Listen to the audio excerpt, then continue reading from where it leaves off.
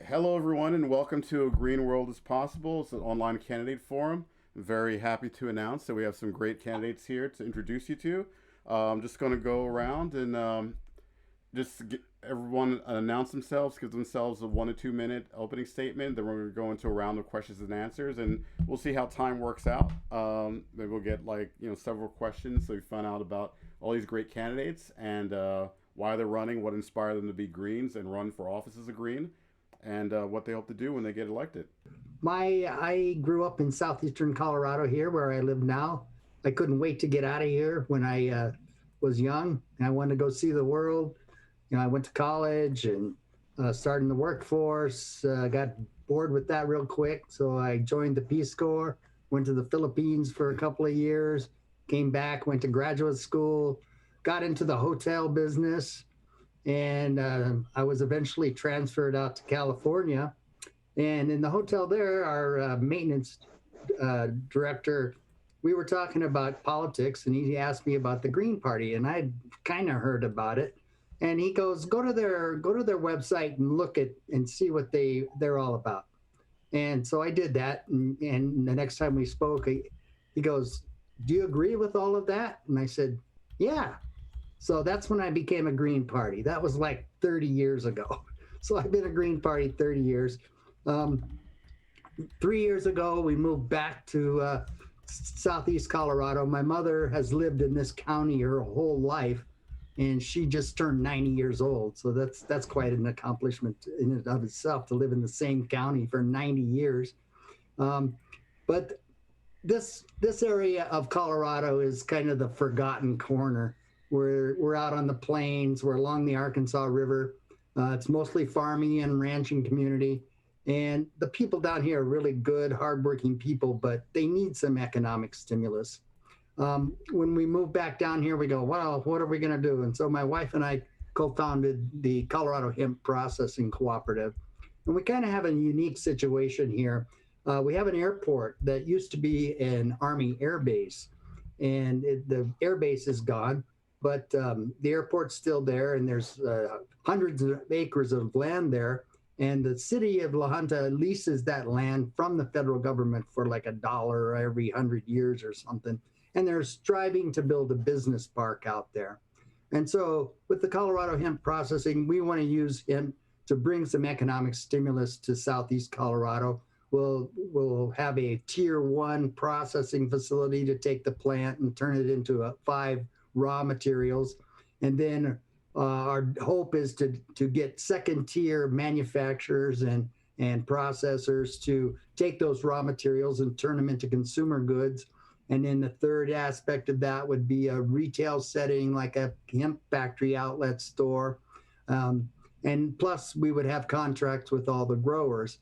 So we're stimulating the economy basically in four different ways there: the tier 1 processing, the tier 2 manufacturing, the retail, and the growers. So that's one way. And I'm running for city council here in La Junta.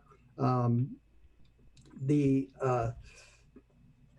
this I just want to do that to help build the relationships so we can make this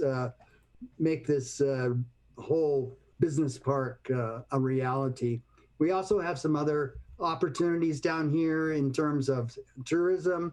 When I was in the hotel business, I learned a lot about bus tours, and we have some attractions down here that would be very good for bus tours. Like we have Pin's Old Fort, we have a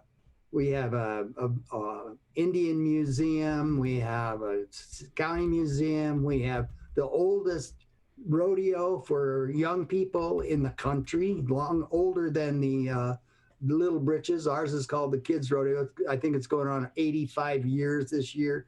My mother was in it. I was in it. And so we have a lot of opportunities. So that's another opportunity that we want to do. And then another aspect of that is biochar ovens. We want to, part of our waste usage of the hemp plant is to take any waste and turn it into biochar. Biochar can be used to soil remediation for the GMO damaged soils, can be used for water filtration, which we have radium in our water down here. and it can be used for biodegradable bioplastics. And so we want to, and also the new biochar ovens, they can generate electricity at the same time to make biochar. So we want to use all these elements to bring some economic stimulus down here to the hardworking people of rural Southeast Colorado. Great, good.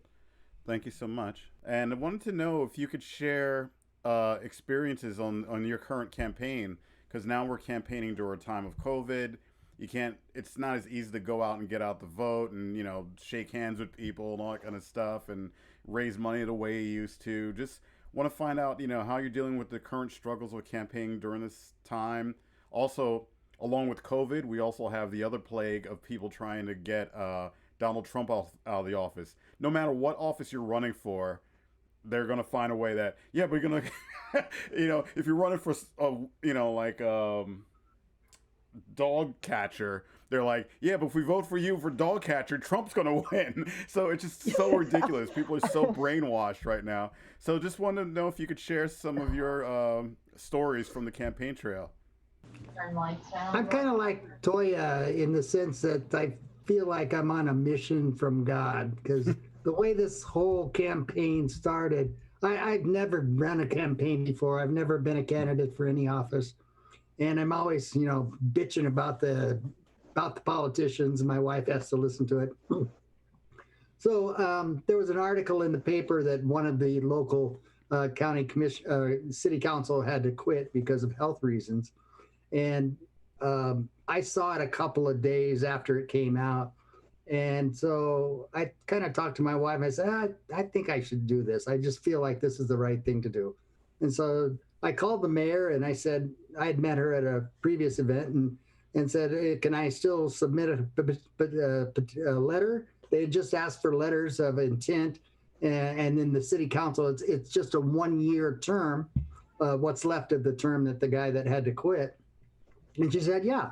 So so I wrote this letter and sent it to her. And the next day she calls me and she says, oh, you got it in too late. One of the council members called me on it and said that it was past the deadline, even though I thought I could slip in. And I said, oh, no big deal. Well, that's that. So then they go to the council and they go to vote on the other two candidates, and they deadlocked. And they could not make a decision. So they had to do something. So they decided just to put it back on the main ballot for the year. And so the mayor calls me up again and says, if you still want to do this, you can go out and get some signatures and turn them in. And she called me like on a Thursday or a Friday. And she says, you have to get them in by Tuesday. So I go, okay. So we've had a very hot, dry summer down here in Southeast Colorado. So I'm out walking the streets and it's 100 degrees outside, and I'm no youngster, but it was kind of brutal. But I got enough signatures and I turned them in on Monday. She called me sent me an email about 2 hours after I turned the signatures in and said, you're on the ballot. So I well, what's my strategy? I don't have a lot of money. I applied to the Green Party, and thank God the National Green Party gave me $200 for my campaign. And I was able to purchase 22 radio spots with that. I got another donation of $100, and I was able to, with a little bit of my own money, get a couple of nice print ads in the local newspaper. And one of the newspaper employees, I knew his grandfather, and we used to party together back in the 60s. And so I called him up and I said, hey, is there any possibility of getting a letter to the people of Atlanta about my candidacy? And he said, yeah. He goes, I'll even do an article about you. And because he had already done an article about the other two candidates. And so he came over and we had a conversation, and I sent him a modified letter. And so the letter goes in. The next day, I'm front page, top of the paper is my article about how I need change, how we need economic stimulus here in La Junta. And So I have not had any of the issues that anybody else has had. This is small town America. I don't know who said all politics is local, but that's really true here. It's not so much. This is a Republican area, but there are Democrats around too. And I looked at my ward. I got the list of my ward. There's only one other Green Party listed in my ward. I tried calling him, but this phone number didn't work. So I guess I'm the only one. But it's been an exciting. I just feel like it's something meant to be. And again, the only reason we're doing this is to bring some economic stimulus to the hardworking people down here. And actually, it's been a kind of a fun process, except for the collecting the signatures in the 100-degree heat. And I think we had a forum last week. The local politicians had a forum in a theater in an adjacent town, and we had all the state and local candidates there. And I got to stand up and give 5 minutes to do that, and doing this, and we're doing social media, and so that's what we've been up to. And I have a lot of confidence. The mayor's behind me, so she likes me, and so I think we have a good shot of winning. My apologies to everybody because I know I ran late, but you all have so much great stuff to share about your campaigns because I've seen like this for me. This feels like the most aggressive attack of Greens. It's like every 4 years, not each election cycle so much, but every 4 years, that's when everyone seems to jump on.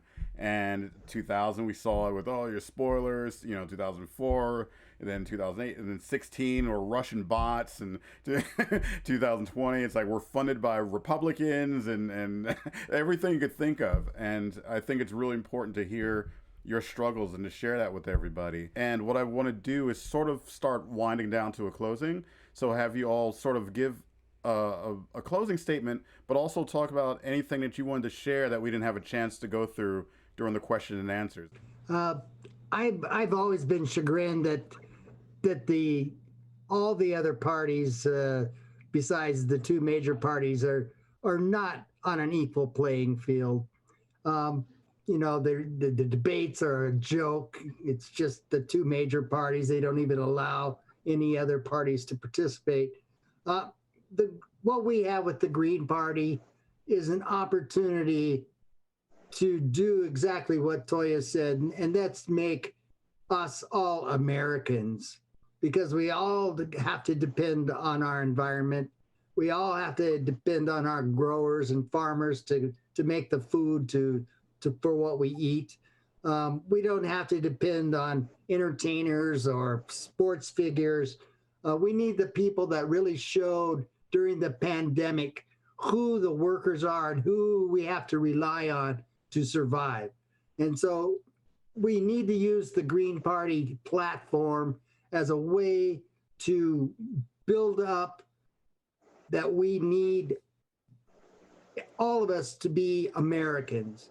My wife says, until we have a third party, a viable third party that's on equal par with the other two major parties, nothing's going to change. So we just all need to work towards making the Green Party that other viable third party so we can level the playing field, like Toya said, for all Americans, and bring everybody economic prosperity, not just certain groups. So that's my say. Thank you all for your time, and I really, really want to see you all get elected and in office. And like you said, it's so important to have the Green Party running for office and getting elected to help push those policies to move everything in the direction it should be, because the Democrats aren't doing it. They haven't been doing it for the last 20 years, and their only campaign platform is "we're not the Republicans," and it's just not acceptable now the way the world is going. So thank you once again, and I hope to talk to you in person one day. Thank you. Yeah, thanks for being here. Thank you. I had a good time, and I enjoyed listening to you all, and I thank you for having me. I really appreciate it. And if we can all get to the House and get to the Senate and get to our respective office, can you imagine the change that we could make in Washington with the people who are on here, and Lisa Savage going to, oh my God, like I think that things could happen. Like we could do some real good in Washington as Greens. So I'm going to be, as a minister, I'm be praying for you and myself. And I'm just, thank you so much. It was nice meeting you all. Good luck to everyone. Yes, yes. Great meeting you all and hearing from you. You too. Thank you much. Okay. See you, everyone.